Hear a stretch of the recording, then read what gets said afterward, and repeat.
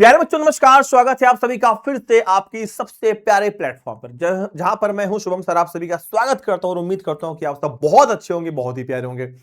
प्यारे बच्चों, आज हम करने वाले हैं क्लास 11th के पोएट्री के चैप्टर नंबर 2 का ऑब्जेक्टिव, जो कि आपके लिए वेरी वेरी वेरी इंपॉर्टेंट है और आपके हर एग्जाम में पूछा जाएगा, चाहे त्रैमासिक की बात हो, अर्धवार्षिक की बात हो, सेंटअप की बात हो या फिर चाहे फाइनल एग्जाम की बात हो। तो आइए देखते हैं क्या है वो, क्योंकि चैप्टर का नाम है द यहां पे है the marriage of true minds. सच्चे दिलों का, ये जो सच्चे मन के अच्छे लोग होते हैं उनका विवाह कैसे होता है। आइए जानेंगे इस चैप्टर के बारे में बाखूबी से, बहुत ही शानदार तरीके से। आइए देखते हैं क्या है वो चैप्टर का बहुत ही प्यारा सा पर्याय। तो ये है, इसके जो हमारे कवि महोदय है वो है William Shakespeare. The marriage of true minds आपको पता होना चाहिए क्योंकि पहले चैप्टर के हैं रविंद्रनाथ टैगोर, सेकंड चैप्टर के हैं the marriage of true minds के विलियम शेक्सपियर। तो लेट्स स्टार्ट दिस सेशन। मैं हूं आपका प्यारा शिक्षक Shubham sir. Who is the poet. अच्छा देखेंगे यहाँ पे हु का मतलब कौन होता है। सबसे पहले प्यारे मेरे बच्चे बताएंगे हु का मतलब कौन होता है। हु का मतलब होता है कौन। हु का मतलब क्या होता है कौन। इज का मतलब होता है कौन है वो, कौन है वो, कौन है वो, कहां से वो आया। The marriage of true minds, the marriage of true minds के कौन है, और यहाँ पे होता है पोएट का मतलब कवि। तो कहते हैं मैरिज ऑफ ट्रू माइंड्स के कवि कौन है। मैरिज ऑफ ट्रू माइंड्स के बच्चा कवि कौन है, तो कौन है बच्चे, William Shakespeare is the right answer. ये है सबसे प्यारा आंसर आपका, जिसका नाम है William Shakespeare. And the next is William Shakespeare was born in. Second आपका क्वेश्चन है बच्चा कि विलियम शेक्सपियर जी कब पैदा हुए। क्या पूछ रहा है कि William Shakespeare was born. Born का मतलब होता है पैदा। बॉन्ड का मतलब बच्चे क्या होता है, बॉन्ड का मतलब होता है पैदा। विलियम शेक्सपियर कब पैदा हुए, तो बेटा बहुत ही प्यारी डेट है जिसका नाम है 23 अप्रैल 1564, मतलब 23 अप्रैल 1564 को क्या होता है बेटा, विलियम शेक्सपियर जी का जन्म होता है। ठीक है, सारे बच्चों क्लियर हो गया एकदम। चलिए आगे की तरफ हम बढ़ेंगे। नेक्स्ट क्वेश्चन है कि शेक्सपियर डाइड। अच्छा ये सारे क्वेश्चन ऐसे ना आपको बड़े बड़े एग्जाम्स में मिलेंगे, चाहे पीजीटी का एग्जाम हो, नेट का एग्जाम हो, ऐसे क्वेश्चन कभी कभी आपसे वन लाइनर के रूप में पूछ लेंगे कि विलियम शेक्सपियर बहुत बड़ी पर्सनालिटी से, भारत के अंदर तुलसीदास थे, कालिदास थे, ऐसे अंग्रेजों के जमाने में ये बहुत बड़ी पर्सनैलिटी थे। तो कहते हैं विलियम शेक्सपियर का बेटा क्या हुआ था, विलियम शेक्सपियर का मृत्यु कब हुआ था, तो याद रखना कब, 1616 में। कब, ईस्ट इंडिया कंपनी जानते हो ना, 1616 में। अच्छा अगर डेट पूछ ले, तिथि पूछ ले कि Shakespeare's date of death was, वो तिथि क्या थी, मृत्यु की तिथि पूछ रहा बच्चा। क्या है, हे बच्चा, हे लाडले, क्या था, मृत्यु की तिथि क्या थी मेरे बच्चे, तो क्या बताएंगे आप, 20 अप्रैल, 23 अप्रैल, 25 अप्रैल या फिर 30 अप्रैल। तो राइट आंसर क्या होगा, 23 अप्रैल। क्या हो जाएगा, 23 अप्रैल। जन्म कब हुआ था, 23 अप्रैल 1564, और इनकी जो मृत्यु होती है वो भी कब होती है, 23 अप्रैल 1616 को होती है। ठीक है, चलो आगे की तरफ हम प्यारे बच्चों बढ़ेंगे। और अगला जो हमारा क्वेश्चन है बहुत ही प्यारा, जिसका नाम है कि विलियम शेक्सपियर वाज द, क्या थे, विलियम शेक्सपियर क्या थे, साइंटिस्ट थे, पोएट थे, प्ले राइट थे, या डॉक्टर थे, या टीचर थे। The right answer is poet and play right, poet and play right, poet and play right. ठीक है, चलिए भाई आगे देखेंगे हम।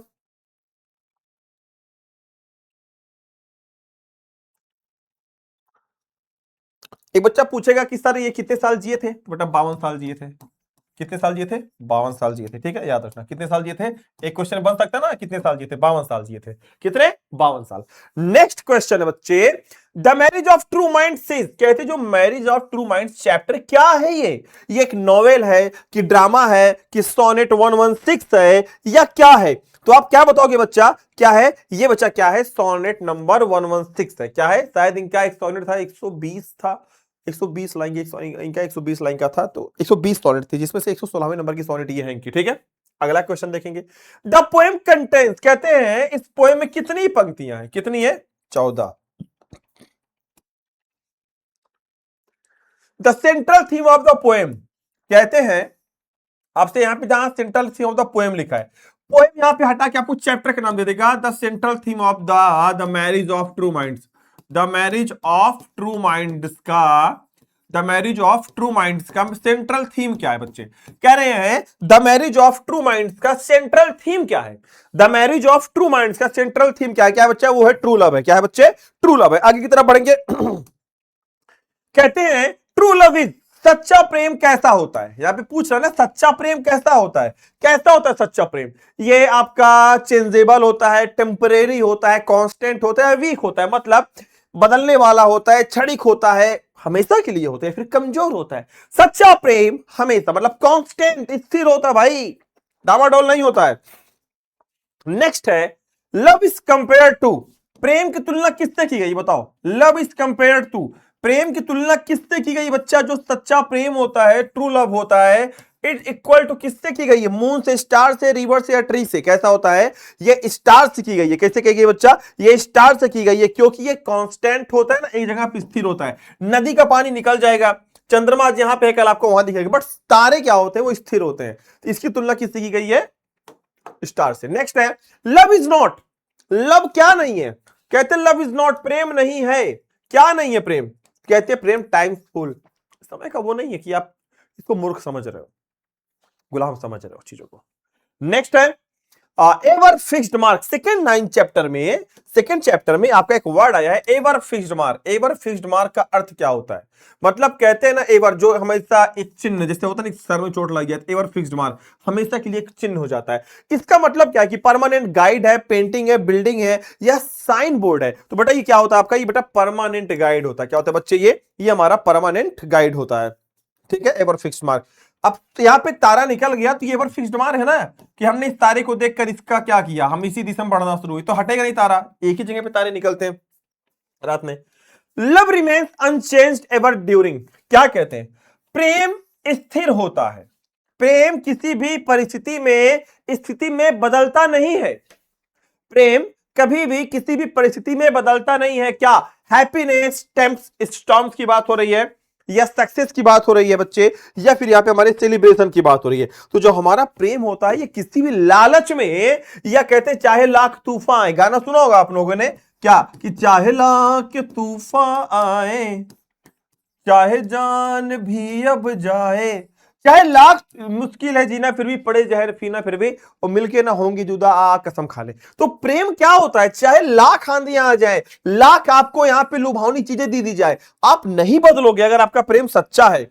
Next, the wandering bark refers to, कहते जो वॉन्डरिंग बार्क है, ये जो वॉन्डरिंग बार्क है किसके प्रतीक है? ये किसको यहां पे रेफर करते हैं? बर्ड को, हॉर्स को, शिप को, या हमारे डॉग को? किसकी बात कर रहे बेटा? यहाँ पे शिप की बात हो रही, जहाज की बात है ना, वॉन्डरिंग बार्क। समझ रहे हो ना? ये वाला अगर चैप्टर आपने पढ़ा हो तो एक बार जाके पढ़ लेना। प्लेलिस्ट बनवा दी है इसकी बच्चा, प्लेलिस्ट हमने डलवा दी है। प्लेलिस्ट में आपको बेटा हिंदी इंग्लिश दोनों की मिल जाएगी। यहाँ पे बेटा चैप्टर नंबर 1 से लेके क्या है बेटा, चैप्टर नंबर 10 तक बेटा आपको पूरा का पूरा क्या मिल जाएगा? पूरा का पूरा बेटा आपको चैप्टर नंबर 1 से चैप्टर नंबर 10 तक बेटा आपको क्या मिल जाएगा? पूरा का पूरा यहाँ पे आपको पोइट्री का मिल जाएगा। शेक्सपियर रोट, शेक्सपियर ने क्या क्या लिखा? ओनली पोएम लिखा, ओनली प्लेज लिखा, प्लेज एंड सोनेट लिखा, या ओनली नॉवेल्स लिखा? तो आपको बेटा पता होना चाहिए कि जो शेक्सपियर महोदय थे, इन्होंने सोनेट भी लिखा है, प्लेज एंड नाटक और सोनेट्स को भी लिखा है। 17वां नंबर question, which of the following is a Shakespeare work? देखो शेक्सपियर वर्क, वर्क का मतलब यहाँ पे रचना होता है, यहाँ पे कार्य मत सोचना ना, वर्क, शेक्सपियर वर्क। यहाँ पे कौन सी रचना है? तो याद रखना कौन सी है बच्चा? गीतांजलि है नहीं, Rabindranath Tagore Discovery of India, Jawaharlal, Godan, Munshi Premchand, Hamlet. क्या है? हैमलेट। नेक्स्ट है मैकबेथ। क्या है मैकबेथ? मैकबेथ इज क्या है? शेक्सपियर प्ले है, नॉवेल है, ऐसे है, या फिर पोएम है? बेटा याद रखना, जो मैकबेथ एंड जूलियस सीजर है, ध्यान देना, इनका क्या है? Julius, SAR, Julius Caesar, Julius Caesar, और यहाँ पे मैकबेथ। ठीक है, मैकबेथ, जूलियस सीजर, ये सारी चीजें क्या है? शेक्सपियर के क्या बच्चे? ये हमारी नॉवेल है कि ऐसे है कि प्ले है? जहां तक मेरे को लगता है कि जो मैकबेथ हमारा, मैकबेथ ओथेलो भी था एक, शेक्सपियर का नाटक है, ठीक है, प्ले है।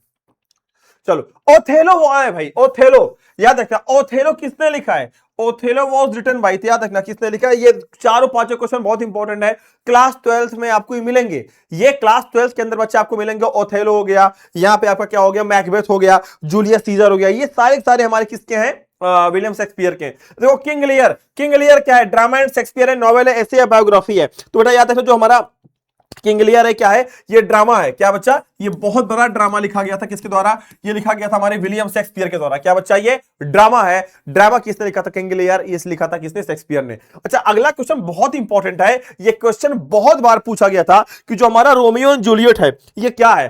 कहते हैं ना रोमियो जूलियट बने हो क्या आपने, अरे उनका प्रेम रोमियो जूलियट वाला था। क्या पता, उनका प्रेम रोमियो जूलियट वाला था, कैसा था, मतलब ये this is the true love, ये यहां पे सच्चे प्रेम की बात की जा रही है। बच्चा किसकी बात की जा रही है, सच्चे प्रेम की बात की जा रही है। ठीक है, किसकी बात की जा रही है मेरे बच्चे, सच्चे प्रेम की बात की जा रही है जूलिया और सीजर के बारे में। चलिए ठीक है, आगे की तरफ बच्चा हम लोग बढ़ेंगे, यहां पे देखेंगे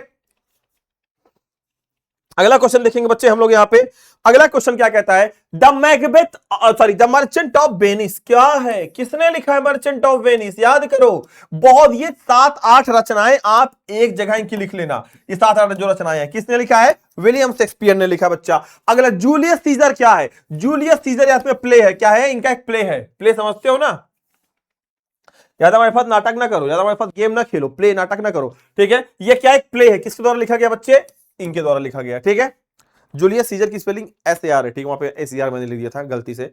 शेक्सपियर ने लगभग कितने सोनेट लिखे भाई, जब अगर 116वां सोनेट वहां पे हमने जो चैप्टर नंबर 2 है, ये 116वां सोनेट है जो आप पढ़ रहे हो, ये क्या है बच्चा, आपका 116वां सोनेट है। इन्होंने टोटल कितने सोनेट लिखे थे, 154 सोनेट लिखे थे। कितने, 154 सोनेट। 116वां सोनेट क्या है, कहते कितने शामिल है, कहते हैं सोनेट 116वां इज इंक्लूड अमंग, कहते हैं सोनेट 116वें में किसमें शामिल है, तो भैया जाहिर सी बात है 154 में ही तो शामिल होगा यार, और किसमें शामिल होगा। आगे बढ़ेंगे, शेक्सपियर देखो किस युग के थे बेटा, बहुत इंपॉर्टेंट क्वेश्चन है। शेक्सपियर किस युग के थे बताओ, शेक्सपियर किस युग के थे, विक्टोरियन थे, रोमांटिक थे, एलिजाबेथन यूज के थे, या फिर मॉडर्न एज के थे। तो अब देखो यार 1523 में पैदा होते हैं, 1616 में मर जाते हैं। हाँ, तो ये पूछ रहा है कि जो शेक्सपियर थे बेटा ये किस युग से संबंधित रखते थे, तो याद रखना किस युग से बेटा, एलिजाबेथन युग से। किससे, एलिजाबेथन युग से। अगला क्वेश्चन हम आपको पूछना चाहेंगे, अगला क्वेश्चन है according to poet true love क्या है, सच्चा प्रेम क्या होता है बताओ। चेंज होता है कि नेवर चेंज होता है कि क्या बोलते हैं इसको, कि क्या लिखा यार ये, एंड्स क्विकली होता है, डिपेंड्स ऑन ब्यूटी होता है। भाई जो सच्चा प्रेम होता है ना ये बदलता नहीं है, ये सुंदरता पर आधारित नहीं होता है, कैसा भी हो ये बदलेगा नहीं। ठीक है, ये बदलेगा नहीं। ठीक है,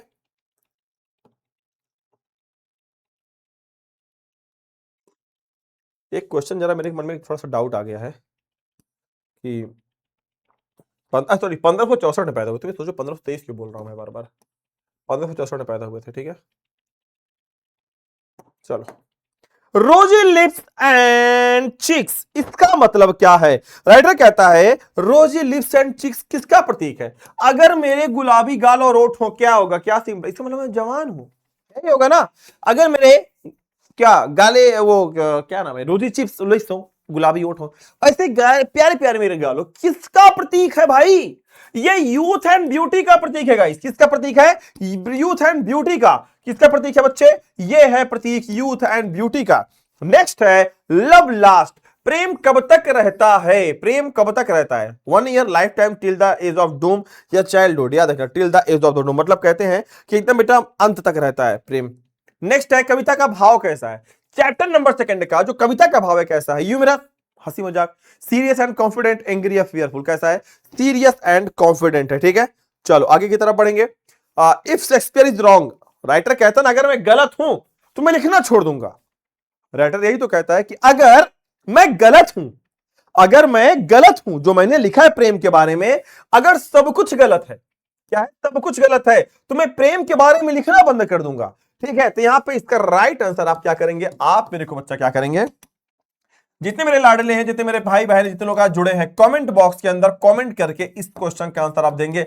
सेशन कैसा लगा बताएंगे, चैप्टर नंबर 2 का ऑब्जेक्टिव है बेटा, 30 ऑब्जेक्टिव है, प्लीज कमेंट करके बताना ये कैसा लगा। और हाँ, जिसको जिसको इसका फ्री पीडीएफ चाहिए, क्या चाहिए बच्चा, जिसको जिसको इसका चाहिए फ्री पीडीएफ, हिंदी इंग्लिश दोनों का मिलेगा आपको फ्री पीडीएफ, तो ऐसे में आप हमें कर सकते हैं क्या, मैं टेलीग्राम पे मैसेज SHUBH11AG क्या कर सकते हैं, SHUBH11AG आप हमको टेलीग्राम पे यहां पे मैसेज कर सकते हैं, कहां पे, SHUBH11AG ये हमारा बेटा टेलीग्राम है। जैसे इसको आप डालोगे नीचे एक इंटरफेस खुल के आ जाएगा, यहां पे लिखा रहेगा शुभम सर 11th। ठीक है, शुभम सर इंग्लिश 11th यहाँ पे लिखा रहेगा।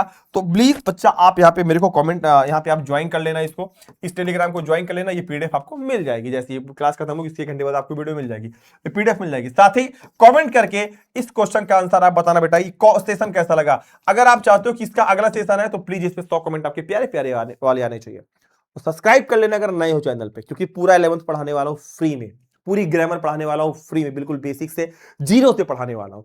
प्लेलिस्ट बनवा दी अंग्रेजी की, चैप्टर नंबर 1 से लेकर चैप्टर नंबर 10 तक पूरी प्लेलिस्ट है भाई पोएट्री की, प्लीज जाके देख लो, आधे घंटे की वीडियो है और बहुत ही शानदार तरीके से, ठीक है। दूसरी चीज, ये शेक्सपियर के बारे में आपके लिए हमने कुछ यहाँ पे इंपॉर्टेंट फैक्ट्स लगाए हैं, ठीक है। ये कब पैदा हुए, कब हुआ, ये कहते कब पैदा हुए, कब, क्या नाम था इनका, थीम क्या था, मेजर वर्क्स क्या था। मेजर वर्क्स देखो, जहां पे वर्क्स दिया होता है इसका मतलब होता है रचना, जहां पे वर्क्स दिया होता है इसका मतलब क्या होता है, रचना होता है, ठीक है।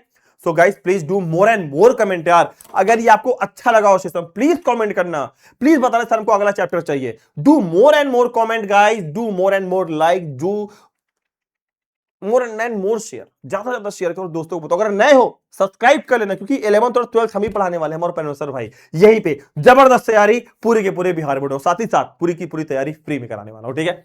Love you all, take care, bye bye.